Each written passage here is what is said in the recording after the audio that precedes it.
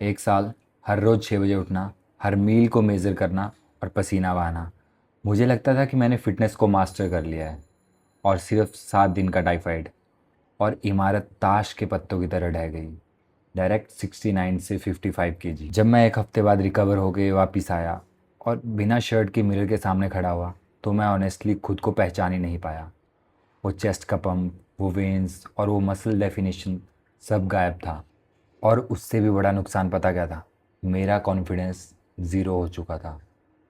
अगर आप भी किसी इंजरी, बीमारी या ब्रेक के बाद के फेज़ के साथ गुजर रहे हो ना, तो ये अगले 5 मिनट मेरी बात ध्यान से सुनना। जिम जाने का मन बिल्कुल नहीं करता था, क्योंकि एक डर रहता था कि लोग मेरे को देखेंगे तो क्या सोचेंगे। जिन लड़कों के साथ मैंने शुरू किया था या जिन लड़कों ने मेरे बाद शुरू किया था, वो मुझे मुझसे बड़े दिख रहे थे। ईगो तो हर्ट हो ही रही थी। और मैं 2 हफ्तों के लिए सिर्फ कॉलेज से रूम और रूम से कॉलेज, कहीं कोई जिम नहीं, कोई एक्सरसाइज नहीं, कुछ नहीं। हर रोज़ सोचता था कि आज जाऊंगा, आज पक्का जिम जाऊंगा, लेकिन जैसे ही माइंड बनाता था तो दोबारा छोड़ यार, नहीं जाना है।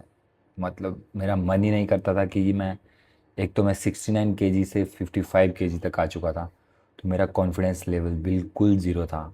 मेरी हिम्मत नहीं होती थी जिम जाने। ये जो मेंटल ब्लॉकेज है ना, ये एक फ़िज़िकल बीमारी से 10 गुना ज़्यादा खतरनाक होती है।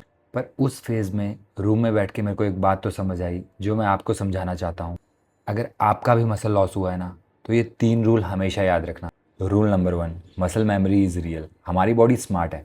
जो मसल्स आपने एक साल में गेन किया है, वो एक बीमारी से बिल्कुल ख़त्म नहीं होने वाला है। वो सिर्फ मसल्स को डिहाइड्रेटेड करता है और सेल्स वहीं पे ही जिंदा रहते हैं। और उन मसल्स को दोबारा रीगेन करने के लिए आपको एक साल नहीं, कुछ हफ्ते लगेंगे। Rule number 2, leave your ego outside the gym. जब आप इतने ब्रेक के बाद या इतने अपनी बीमारी के बाद स्टार्ट करते हो, तो जाते ही वो वेट नहीं उठाने लग जाना जो आप पहले उठा रहे थे।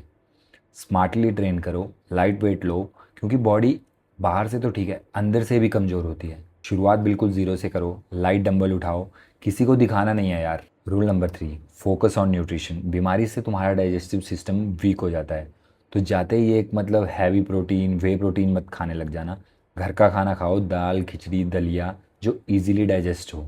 और हाइड्रेशन पे ध्यान दो, जितना ज़्यादा पानी पी सकते हो उतना ज़्यादा पानी पियो। मैंने भी वही किया, 2 हफ्ते का रोना छोड़ा, अपना मोराल अप किया और एक बात सोची कि अगर मैं एक बार ज़ीरो से वहाँ तक जा सकता हूँ, तो दोबारा ज़ीरो से स्टार्ट करके वहाँ पहुँच सकता हूँ।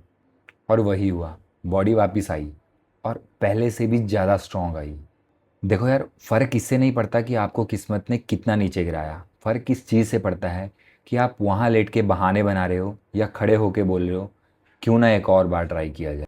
अगर आप अभी डाउन हो, तो कल से बैग पैक करो, जिम जाओ, हल्की एक्सरसाइज करो, पर जाओ ज़रूर। देखो यार, सिंपल सी बात है, अगर जिद है तो जीत है।